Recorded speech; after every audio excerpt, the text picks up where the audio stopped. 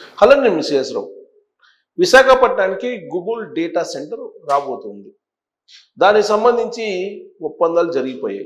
దాదాపు 1,30,000 కోట్లకు పైగా పెట్టుబడులతోటి గూగుల్ డేటా సెంటర్ వస్తుంది. ఈ విషయాన్ని సుందర్ పిచ్చయ్యే అఫీషియల్గా అనౌన్స్ చేశారు. అయితే దీని మీద తొలి రోజుల్లో వైఎస్ఆర్ కాంగ్రెస్ పార్టీ అదొక గోడౌను, అదొక వేర్ హౌసు, ఇలాంటివన్నీ కూడా మాట్లాడారు. ఒక వారం రోజుల తర్వాత జగన్మోహన్ రెడ్డి గారు మంగళవారం రోజు తాడేపల్లికి వచ్చి ఆ గూగుల్ డేటా సెంటర్కి ఆద్యుడిని నేనే తీసుకొచ్చాను, ఆ క్రెడిట్ నాకే దక్కాలి అని చెప్పి ఆయన ప్రెస్ మీట్ పెట్టారు. అప్పటి వరకు ఏమో వైఎస్ఆర్ కాంగ్రెస్ పార్టీ వాళ్ళు అది ఒక డేటా సెంటర్ కాదు, అది ఒక గోడౌను, అది ఒక వేర్ హౌస్, ఇలా రకరకాలుగా మాట్లాడారు. ఎప్పుడైతే ఆయన దానికి నేనే బీజం వేశానని చెప్పారో అప్పటి నుంచి ఆ పార్టీలో ఉండేటువంటి శ్రేణులు గప్చిప్ అయిపోయారు. అయితే ఇక్కడ ఒక మంచి జరిగేటప్పుడు దాంట్లో నేను భాగస్వామిని అని చెప్పుకోవటంలో తప్పు లేదు. అయితే చంద్రబాబు నాయుడు గారు ఈ గూగుల్ డేటా సెంటర్ను వైజాగ్ తీసుకురావడానికి ఎంత ప్రయత్నం చేశారో అందరికీ తెలుసు. కేంద్ర ప్రభుత్వంలో ఉండేటువంటి కొన్ని నిబంధనలను మార్పు చేయడం ద్వారా గూగుల్ డేటా సెంటర్ వైజాగ్కి వచ్చింది. ఈ విషయాన్ని సుందర్ పిచ్చే చెప్పారు. కేంద్ర ప్రభుత్వం దగ్గరికి నారా లోకేష్ గారు వెళ్ళారు, కేంద్ర మంత్రులను కలిశారు. అక్కడ గూగుల్ డేటా సెంటర్ రావడానికి ప్రతిబంధకంగా ఉన్నటువంటి కొన్ని నిబంధనలను మార్పు చేయించారు. ఫలితంగా గూగుల్ డేటా సెంటర్ వైజాగ్ వచ్చింది. ఎప్పుడైతే అనౌన్స్మెంట్ జరిగిందో ఆ మరుక్షణం నుంచి ప్రపంచం మొత్తం వైజాగ్ వైపు చూస్తూ ఉంది. టోటల్గా వైజాగ్కు సంబంధించినటువంటి ఎన్విరాన్మెంట్ మొత్తం మారిపోబోతుంది, అక్కడ ఎకో సిస్టమే మారిపోబోతుంది అనేటువంటి చర్చలు జరుగుతూ ఉన్నాయి. అదొక game changer Google data centre రావటము ఆంధ్రప్రదేశ్కే గేమ్ చేంజర్ అనేటువంటి టాక్ వస్తున్నటువంటి క్రమంలో దాంట్లో తన భాగస్వామ్యం కూడా ఉందని చెప్పి జగన్మోహన్ రెడ్డి గారు పదే చెప్తున్నారు. ఈ మధ్యకాలంలో తాను టిట్కో హౌసెస్ తీసుకొచ్చానని చెప్తారు, తానే పోలవరానికి సంబంధించినటువంటి ప్రాజెక్టుకి సంబంధించినటువంటి నిధులు తీసుకొచ్చారు, పోలవరాన్ని తన హయాంలోనే స్పీడ్గా తీసుకెళ్లారని చెప్తున్నారు. అలాగే సంక్షేమ పథకాలని తానే ఎక్కువగా అమలు చేస్తారని చెప్తున్నారు. గూగుల్ డేటా సెంటర్తో పాటు టీసీఎస్ని కానీ ఇతర కంపెనీలను కూడా తానే తీసుకొచ్చారని చెప్పి చెప్తూ ఉన్నారు. వ్యక్తిగతంగా అటు చంద్రబాబు నాయుడు గారు కానీ లేదా జగన్మోహన్ రెడ్డి గారు కానీ తీసుకురాలేరు.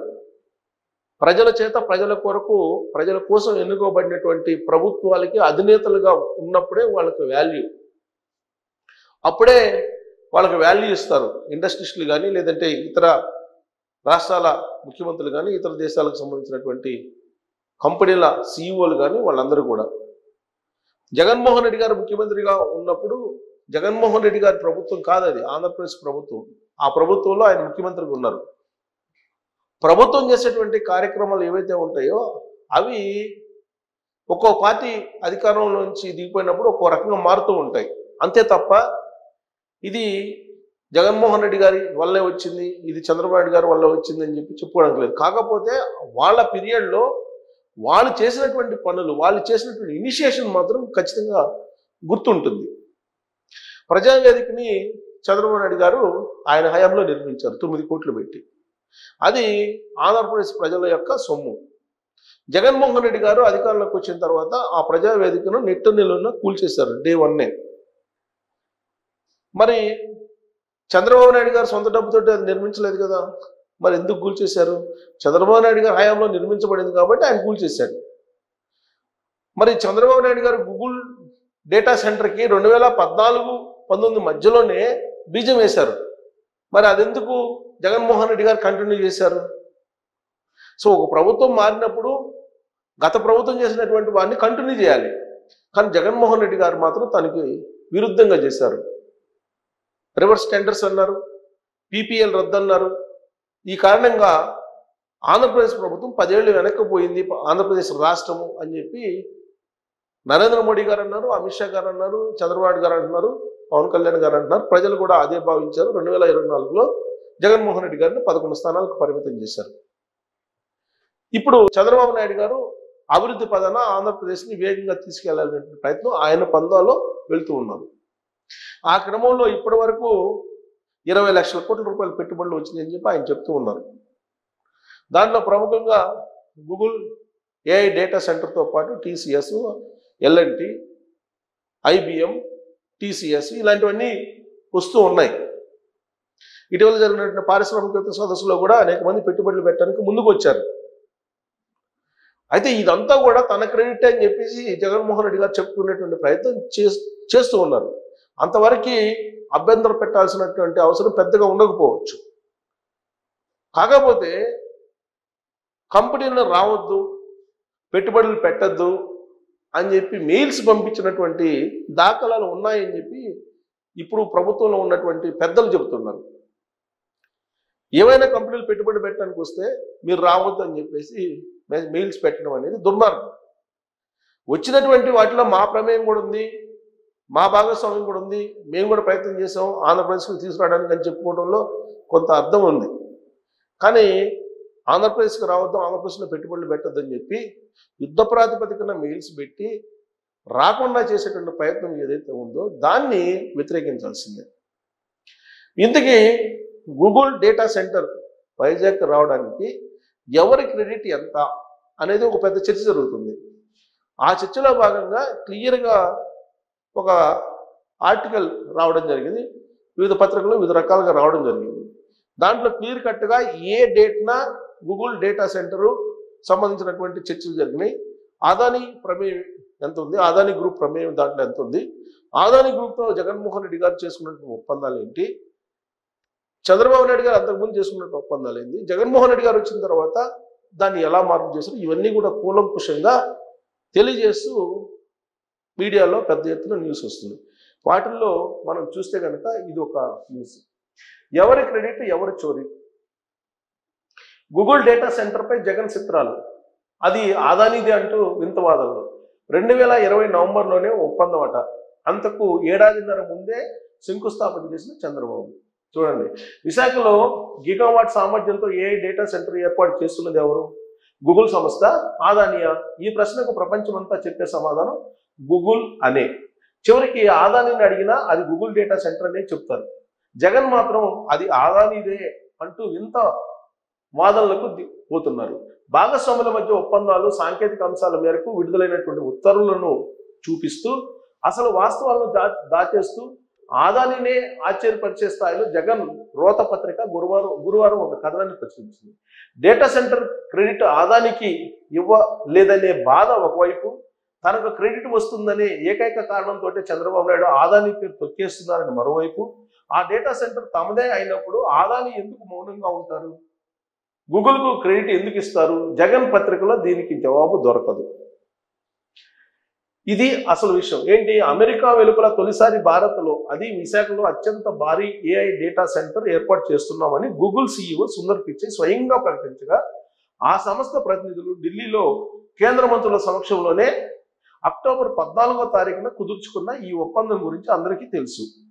ఇది గూగుల్ అనుబంధ సంస్థ రైడన్ ఏర్పాటు చేస్తున్న డేటా సెంటర్.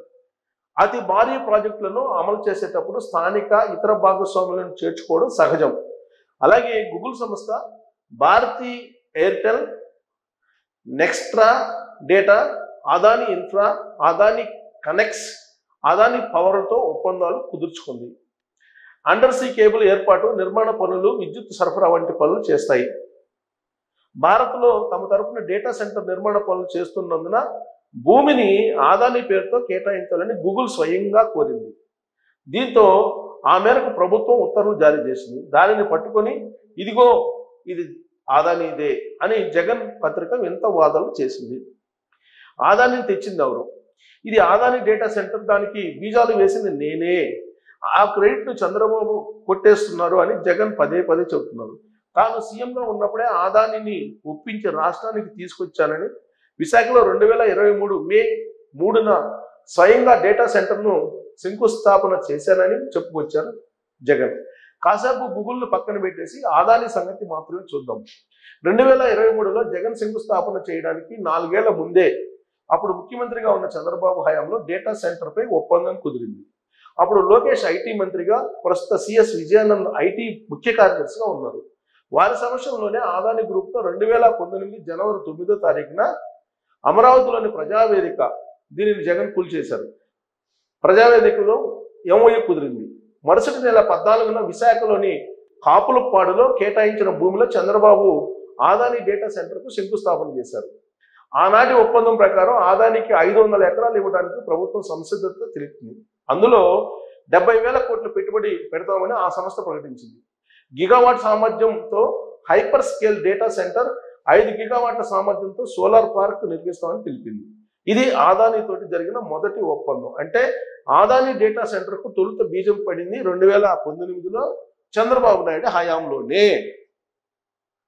ఇక జగన్ సీఎం అయ్యాక మారింది సీన్ మారింది. జగన్ సీఎం అయినారు. ఏం మారింది అంటే జగన్ 2019లో గెలిచి సీఎం అయ్యాక అదానీ డేటా సెంటర్కు మోకాలడ్డారు. కాపులపాడులో కేటాయించిన భూములను వెనక్కి తీసుకున్నారు.